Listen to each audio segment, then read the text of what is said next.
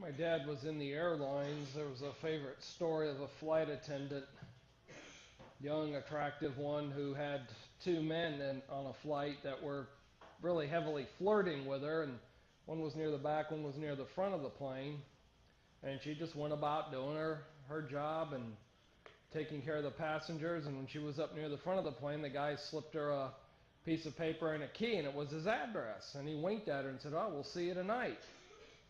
And she went back to the other guy who was trying to make passes at her and handed him the key and the address and winked at him again and said, "We'll see you tonight."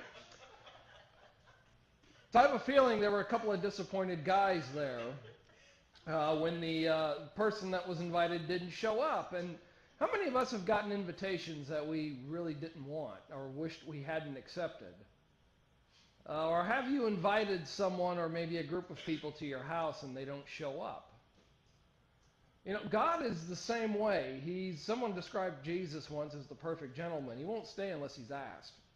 God's not going to force anybody to come to go to heaven. He's not going to force anybody to spend eternity with him if they don't want to.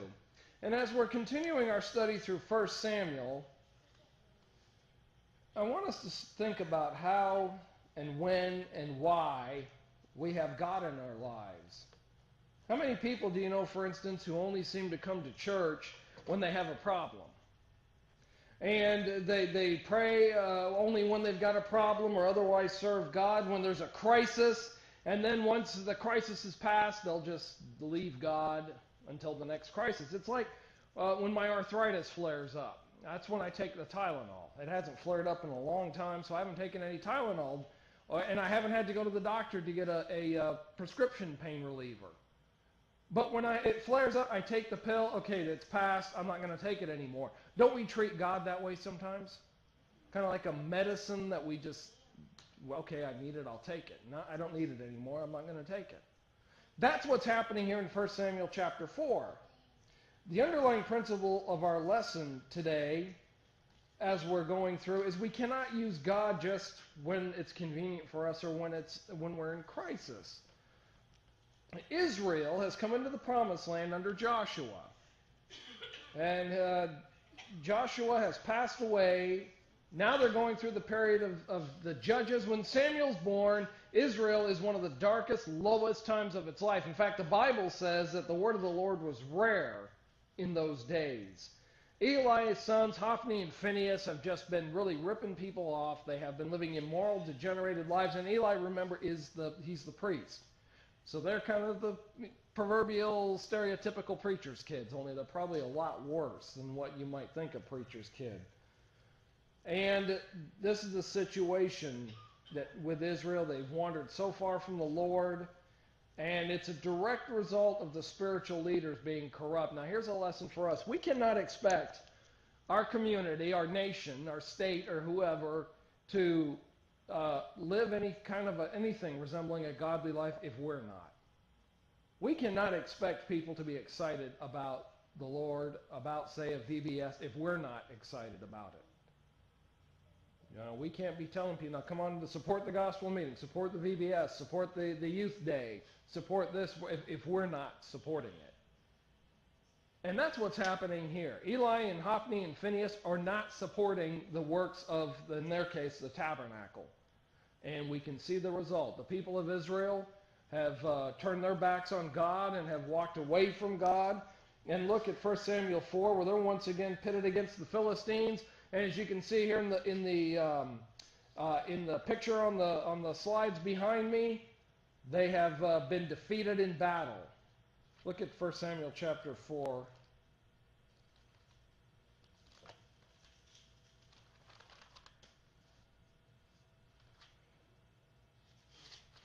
Where we're told there that the word of Samuel came to all Israel. Now Israel went out to battle against the Philistines and encamped beside Ebenezer, and the Philistines encamped at Aphek. Then the Philistines put themselves in battle array against Israel, and when they joined the battle, Israel was defeated by the Philistines, who killed about 400 men, or rather about 4,000 men, and the army in the field. And when the people had come into the camp, the elders of Israel said, Why has the Lord defeated us today before the Philistines? Let us bring the ark of the covenant of the Lord from Shiloh to us, that when it comes among us, it may save us from the hands of our enemies.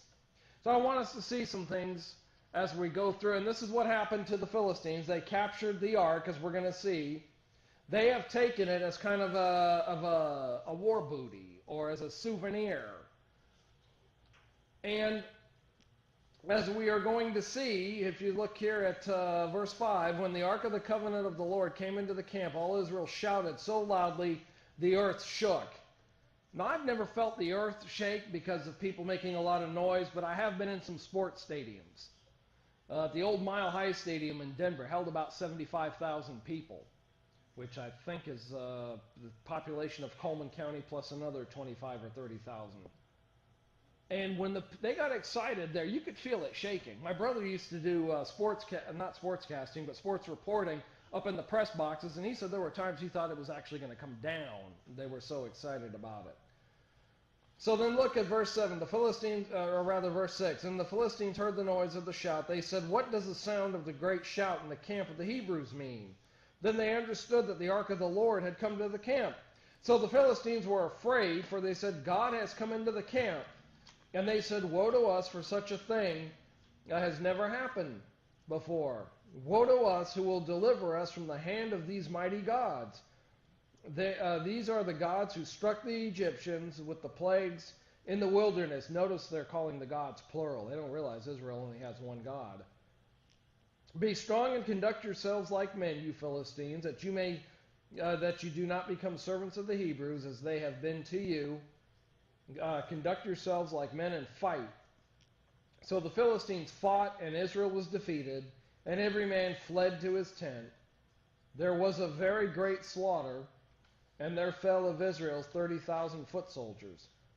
Also the ark of God was captured, and the two sons of Eli, Hophni and Phinehas, died. So see, the children of Israel messed up here. Look at how they're bringing the ark of the covenant to battle. They think it's going to be so good for them. But notice, God is not a good luck charm. They're basically bringing the ark up here thinking, "Oh, this is going to be great. We've got our good luck charm. There's no way we can lose now." But the ark, remember, was the most sacred piece of furniture in the tabernacle. It was kept in the Holy of Holies, and it was kept behind the veil. And only the high priest was allowed to look upon it once each year. Now Israel, now they've sent the ark and wanted it present with them, but it was not that they wanted the ark that they could serve God, you notice. They wanted the presence of God for their own purpose. This is how we're going to win the battle. We've got to have God here. This is like taking our medicine only when we need it. We need God right now. Let's go get him. They were not seeking the will of God. They were not walking by faith, and they were not seeking to glorify God. They're looking just to save their own skin right now. Like many people today, they had to learn the hard way. God cannot be manipulated. They were trying to manipulate God by means of bringing the ark up. Here, we'll just get the ark here in our presence. God will be with us. We're going to go and defeat then the Philistines, and look at what happened here. They get defeated instead. The Philistines capture the ark. And so what they're trying to do is say, "Hey, God, look, we got the ark here, and we're going to serve you right now, so you're going to give us the victory, right?" See, a modern form of this is when people say, "Well, God, if you will help my mom to get well, then I will give $1,000 to the church." Or, "God, if you will do this, I will do something else." In politics, we call this a quid pro quo. Quid pro quo, which is Latin. It means this for that. You do something for me, I'll do for you. So if we're in the state legislature or the Congress, I'll vote for your bill, but then you have to turn around and vote for my bill. That kind of thing. That's basically what they're doing here with God. Christians, though, we need to learn that God is not like a mop or a dish rag or something that we can just bring in to clean up our messes. God would not allow Israel to use him as a good luck charm, just as something to clean up messes. He's not going to let us do it either. Israel's hope was that the presence of the ark would turn the battle in their favor, but it backfired majorly. Look at verse 9. See, the ark may have been with them in the camp, but the Lord was not with them. The strategy served only to strengthen the resolve of the enemy. Look at verse 9. Where the Philistines are told to be strong and conduct yourselves like men. Look, the Hebrews have been your servants. You don't want to be their servants. Get out there and fight. You know, it's like a boxer. His trainer's in the corner. All right, get out there. Go. Or you might tell the team, get out there. Go. And they're going out into battle. When Hophni and Phinehas arrived at the encampment with the ark, they shouted and were so excited that it shook the ground. The Philistines at first are afraid. But then look at verse 11. Here's where the disaster starts. In verse 11, the Ark of the Covenant is captured. Never in the history of Israel had the Ark ever fallen into enemy hands. The capture of the Ark just symbolizes what is already true and what has been true, and that is God's glory and God's presence has left Israel. This is just a symbolic way of showing it. Look at verse 18. When news of the battle gets back to Eli, he's leaning against the wall and falls over, breaks his neck. But you know, the dying is not over for Eli's family. Because we read on. His son, Phinehas, has a pregnant wife. And when she hears what happens to her husband, that Phinehas has been killed in battle along with his brother, she goes into a premature labor, gives birth to the child, and names him Ichabod. Now, the first time I ever heard of Ichabod was in the Legend of Sleepy Hollow, Ichabod Crane. But it actually has meaning. It means the glory has departed. And that's what she named her son, because the glory had departed. That Israel has been left by God because they left God first. Remember, if you think that there's a big gulf between you and God, who moved? It would be us. Israel moved here. God is not going to be used as some kind of a good luck charm. He's not going to be something you can just carry around like they did the ark and kind of use them when you need them and then put them back when you don't need them. Kind of like athletes sometimes do. Athletes, like when John Elway played for the Denver Broncos, he had a certain order that he got dressed, which sock he put on first, and even which pair of socks. Supposedly, when Michael Jordan played for the Chicago Bulls, he had his gym shorts from when he played for North Carolina that he wore under his Bulls uniform. He washed them, he said, between uses. But he wore them all the time as kind of a good luck. You can't do that with God. You're either going to serve God or not serve God. And then God is not going to be displayed as a trophy. Look at verses, go to chapter 5. Let's look at verses 1 through 5. Then the Philistines took the ark of God and brought it from Ebenezer to Ashdod. Then the Philistines took the ark of God. They brought it into the house of Dagon and set it by Dagon. And when the people of Ashdod arose early in the morning, there was Dagon fallen on its face to the earth before the ark of the Lord. So they took Dagon and sat it in its place again. Oh, what happened here? Oh, well, he just fell off his pedestal. Let's put him back up. So they get him back up. And this would be like, let's say that happened on a Monday. So they get him set up on Monday. They go to bed Monday. They wake up Tuesday. And when they arose early the next morning, there was Dagon fallen on its face before the ark of the Lord. The head of Dagon and both the palms of its hands were broken off of the threshold. Only Dagon's torso was left of it. So here we go, 2 days in a row. Therefore, neither the priests of Dagon nor any who came into Dagon's house tread on the threshold of Dagon in Ashdod to this day. So do the Philistines have their hands on the hand of God? We'll come back to that. Or is God's hand against them? See, they get up in the morning and they find out that Dagon has been knocked down. This is the like when they brought the Ark of the Covenant and put it before Dagon. They thought this was going to be a real way to appease their God. This is going to be their way of saying, hey, look, our God beat up their God. Remember when you were a kid, you said, well, my brother can beat up your brother. Or my old man can beat up your old man. Or nowadays in modern America, it's my lawyer can beat up your lawyer. But here they're thinking that their God has beaten up the God of the Israelites. But God is going to use the ark to teach both the Israelites and the Philistines a lesson. Notice Dagon is he's considered to be the father of Baal, and that's why they had him placed here in their temple. When the Philistines entered their temple and they see just how much humiliation has been, because this is pretty humiliating for their God to be on the floor and in pieces. Head and hands cut off. The torso, again, is lying before the ark. Now they have to wonder, do we have God in our hands, or is it the other way around?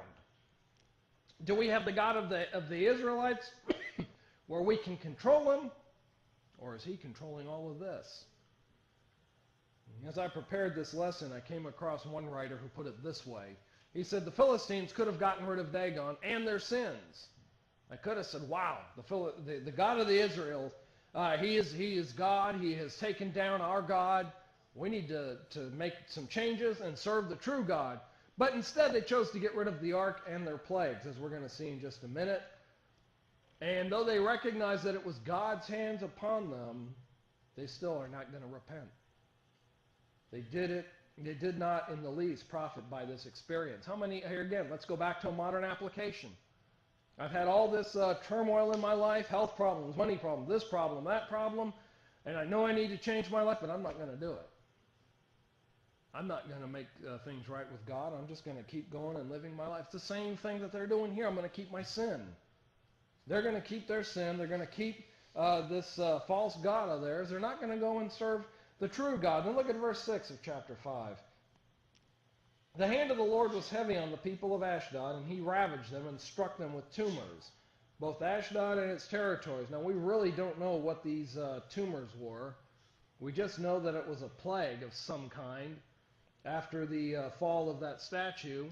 And this is an artist's depiction of the plagues of Ashdod.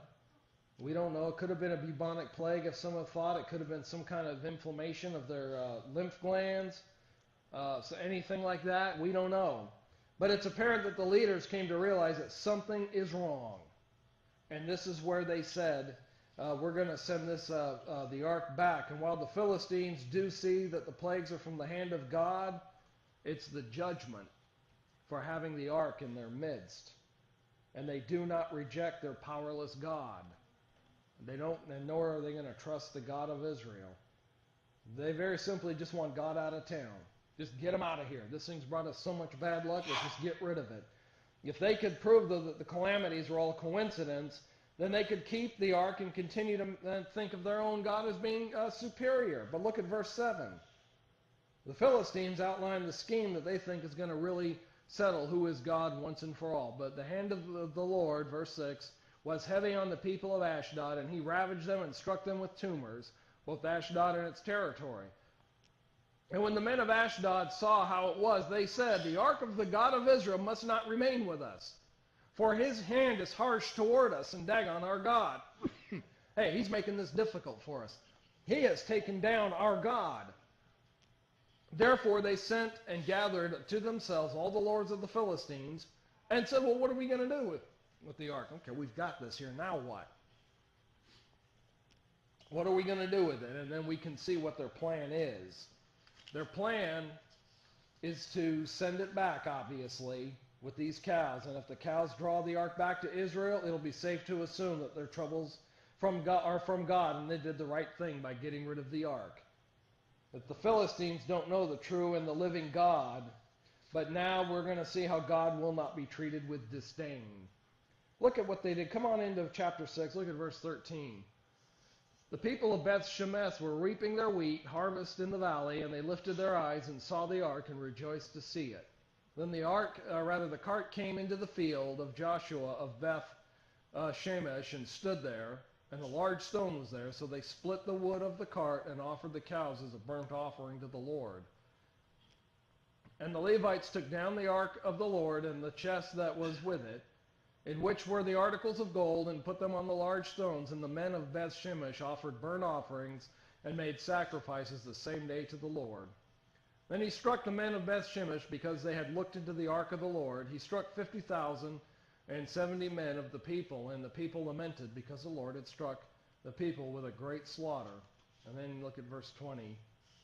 The men of Beth Shemesh said, who is able to stand before their holy Lord God? And to whom shall it go up before us? So they sent messengers of the inhabitants of Kirjath Jearim, saying, the Philistines have brought the ark back to you. Come and take it with you. See, they were treating this with disdain, and God is not going to take that. He's not going to let us treat him as a good luck charm. He's not going to let us treat him with disdain. God expects us to serve him. God expects us to recognize him as God. They became curious and they looked into the ark. They did not treat it as the holy object that it was. Now, again, there are some different opinions as to whether the individuals looked into it, into the ark, or if they just got up too close to it. But the citizens of Beth Shemesh, when they're doing their work, it is reasonable to assume that many, if not most, of the Israelites in that city were from the tribe of Levi. But notice that finally they go, and the Philistines have brought back the ark of the Lord, coming down and take it up with you. Hey, get this out of here. Here, once again, it is being treated inappropriately. It is not being treated right. How do you treat God? If the pagan Philistines were judged for the way they unknowingly treated the ark, how much more does God hold accountable those who knew the law and were living in a Levitical city or a priestly city? This describes a certainty which would seem to warn us today if we don't have a proper reverence for God. See, the writer of the Hebrews in the New Testament said it's a fearful thing to fall into the hands of the living God. And this tells us today we need to make sure we have the proper reverence for the Lord. See, while God does not live in our church buildings, we know that. He doesn't live in the pews. He doesn't live here in the pulpit. We need to show respect for the things that are dedicated to God. You know, we use this building to worship God, to meet and do God's work, show respect for it. But not only that, but show respect for the presence of God in each of our lives. When you walk out of here and you go about your business, go about your schooling, go about your work, is the Lord still the Lord of your life? Or are you going to try and leave him behind at the church building? Do you leave him behind at home when you go out every day? Are you treating the Lord with disdain in your life? Are you treating him just as some kind of a good luck charm to call upon just when I need it, but then when I don't need him anymore, I'll just kind of put him back on the shelf? It didn't work for the Philistines, and it didn't work for Israel to treat God that way. How are you treating God? Did you give God an invitation to stay in your life, to be in your life? He's waiting to come. You just need to invite him. If we can help you this afternoon to invite him to make your life right with the Lord, let us know as we stand together and as we sing.